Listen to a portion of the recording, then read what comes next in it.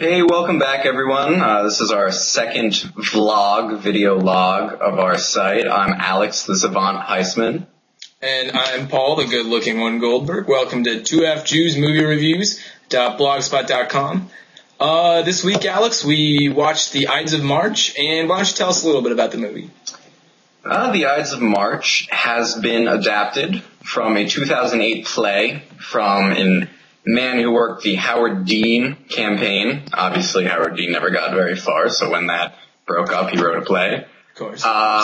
Translates to the big screen. He had a small hand in adapting it. It had been changed significantly for the screen. It was originally a play. It's got an amazing cast.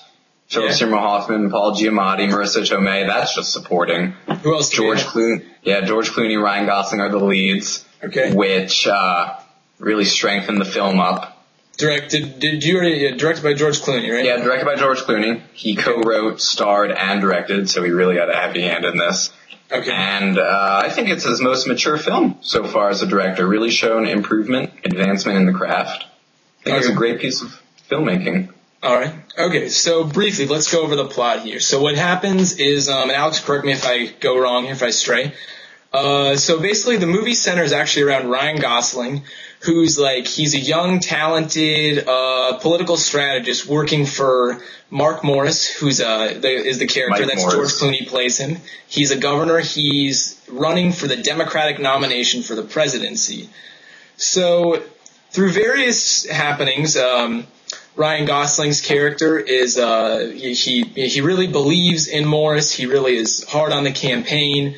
And then he finds out that politics isn't always, of course, obviously, isn't always so clean. There's some corruption, some dirty stuff that happens, and characters change, and basically, that's the way the plot moves around. So, all right. So, what'd you like about the movie, Alex? Again, I have to mention this standout cast. Fabulous work from each in the past, and they're all one film here. I didn't love it. I can't say I'd make a case for it. I'd defend it. I certainly admired it, where, again, Clooney certainly knows what he's doing behind the camera. Okay. It's very tightly edited. It's a very sharp and intelligent film. It's even got a bit of humor. It's great for the thinking man. Would enjoy it. It's very talky. It's adapted from a stage show. But I think that works to its benefit. Because, most political films are smart, so this further upholds that tradition. Okay. Yeah, what do you think? Well, let's see. What did I like? I thought for the most part the acting is excellent. You have fantastic actors in the movie. Some of the writing is pretty sharp. They play around with some clever ideas. There's some artistic camera work that Clooney does, some good shots, some close-ups on faces and stuff that work pretty well for the film. Right. The way the sequence of events turns around, it draws you in further and further and further.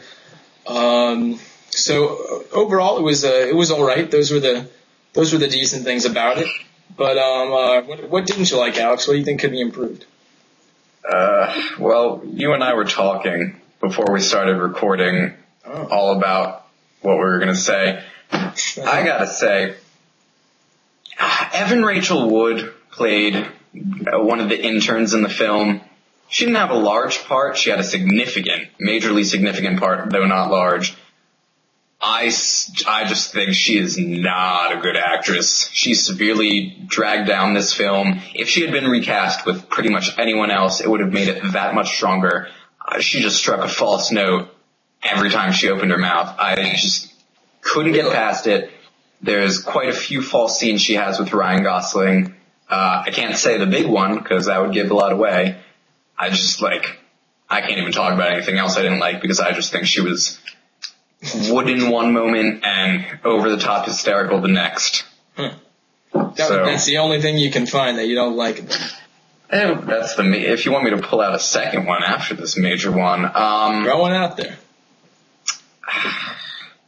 I don't know that this film was particularly groundbreaking in any way. Not that it had to prove itself in that manner, but certainly it's relevant coming out right before presidential election. I just don't think that in the time of groundbreaking politics, electing a black president, that it made any statement that wasn't so obvious beforehand. Mm-hmm. Let's see. Well, my biggest complaint overall was a couple things. First of all, you mentioned it's talky. I think I can stand talky movies. I love reading. I'm an English major.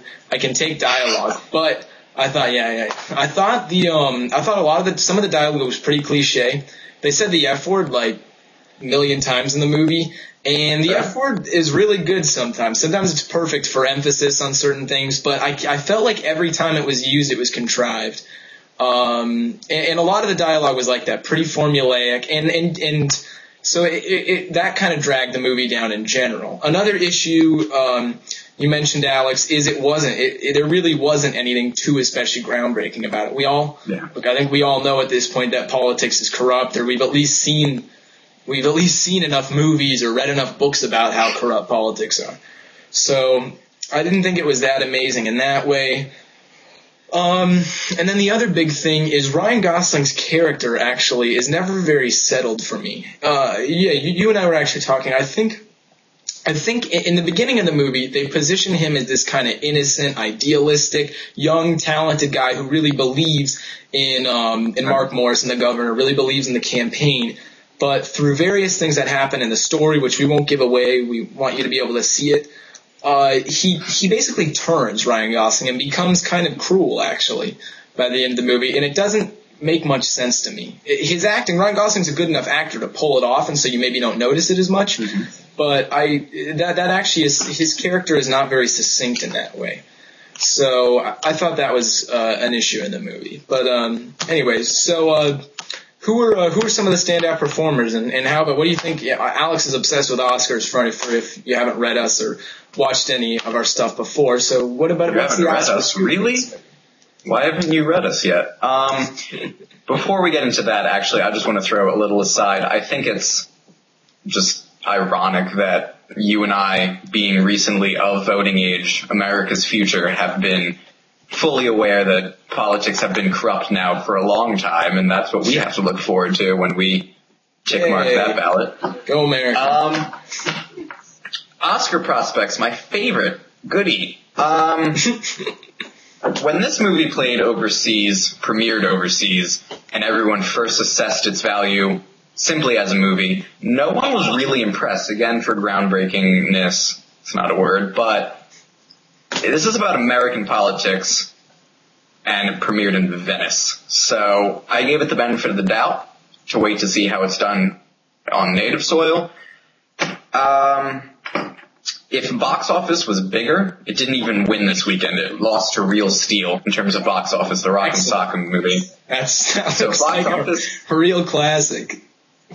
Box office had been bigger, I would have said the prospects were much more concrete. But as of now, if it got in for picture, that would simply be for prestige alone. The only real contender I could see, and even that's iffy, is Philip Seymour Hoffman in supporting actor. Screenplay, maybe, it's too early to tell, but one could make a case for Hoffman. Even Giamatti.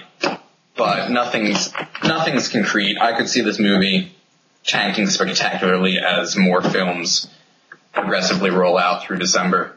Yeah. So it's a good film. Go see it at least once, but yeah, I thought people who really stood out. See, overall the cast was pretty strong, so there wasn't any huge standout, and also none of the characters were all that great.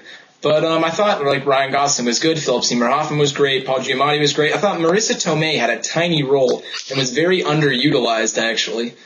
But that's neither here nor there. So all right, Alex, well, give us your overall. This is the big moment. Star rating. How many out of 5 stars do you give this? I will continue to my dying day to defend the 5th star as the prestigious high pedestal for which to place the most excellent film. So that in mind, I'd give it a 3. 3 out of 4. 3.5 out of 4. Go see it. I mean, with that cast, you can't go wrong, but I would never see it again. All right. See, and I'm exactly on page with you. The way that I kind of think about the star system: 1 star is you hated the movie, 2 stars you didn't especially like it, 3 stars you thought it was enjoyable but you'd probably never see it again, 4 stars very good movie, and 5 star excellent, one of the best movies you've ever seen. Yes. So with that in mind, I'll give it 3. It was a 3 out of 5. It was an entertaining movie, but beyond that, I don't really see any reason to pull me back into it. So, anyways. So I'd say go see it if you have some free time, some free cash, but I don't know about further than that. Well, it's been good talking to you for this little bit. Our video is much shorter than last time. Yeah.